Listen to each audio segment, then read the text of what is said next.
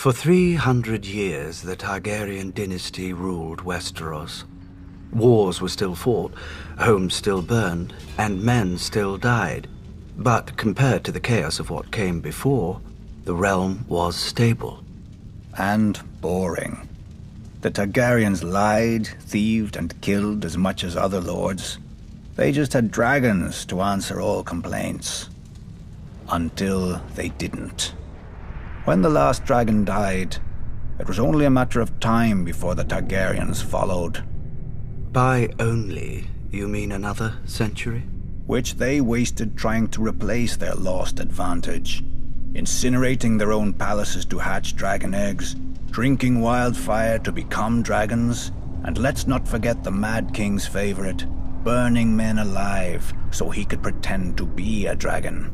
We urged Aerys to pardon Brandon Stark. The boy had threatened Prince Rhaegar, but Rhaegar had stolen the boy's sister. And the boy was the eldest son of our Warden of the North. Who's the greater fool, a Mad King or the man who reasons with him? Aerys saw knives in every shadow. When you told him to treat the Starks with caution, you made him afraid. And what he feared, he killed.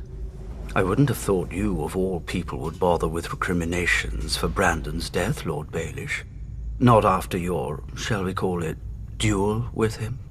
Brandon was as arrogant as he was stupid. Like his father, Lord Stark, who answered Aerys' summon to the capital. They earned their fates. But the younger son, Ned, what was his crime that Aerys ordered his death as well? Unlike men, families don't die when you lop off their head. At the very least, you should have pointed out that loyal and dutiful Ned was living with Jon Arryn, a proud and over-righteous lord with an impregnable castle and no sons of his own. Perhaps you could have spared Aerys the embarrassment of revolt.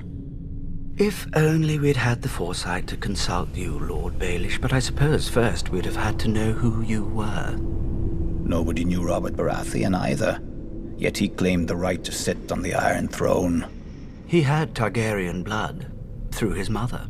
A pretty dress for an ugly truth. It was war, and he could swing a hammer harder than the other options. When did you know you'd lost, Lord Varys? When Robert Baratheon killed Prince Rhaegar on the Trident. Wrong. You lost the war when you let Ned Stark slip back into the north. Neither the bloody Gate to the Vale or Moat Cailin in the north have ever fallen. They could have held out for years, even if you'd killed Robert. But you let him slip through your fingers as well. I told the court that Robert was hiding in the Stony Sept, but the hand of the king wasted too much time searching the city. Something about the glory of single combat. Then Ned Stark's army arrived to save the day. Too bad Lord Tywin wasn't the hand any longer. He would have simply razed the town and been done with it. Perhaps. And perhaps the rebels would have found even more of the countryside flocking to their banners.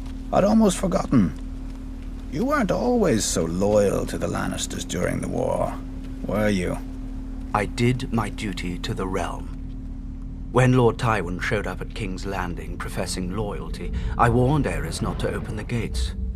Prince Rhaegar was dead, our army scattered. The lion does not stir unless he smells meat. I admire your powers of persuasion, Lord Varys. Few could traffic in so many secrets to so little avail. Grand Maester Pycelle told Aerys what he wanted to hear, that his old friend Tywin was there to save him. Then Aerys' old friend sacked the city, and his son stabbed Aerys in the back. A regrettable, though necessary action. As were the pardons the new King Robert bestowed on the royalists. Mace Tyrell, Barristan Selmy, you. King Robert wisely chose order over vengeance. Jon Arryn wisely chose for Robert, but Jon Arryn died. Then Robert, then Ned. So ended their glorious revolution. And Westeros has been burning ever since. Let it. How Targaryen of you. One of the mad ones.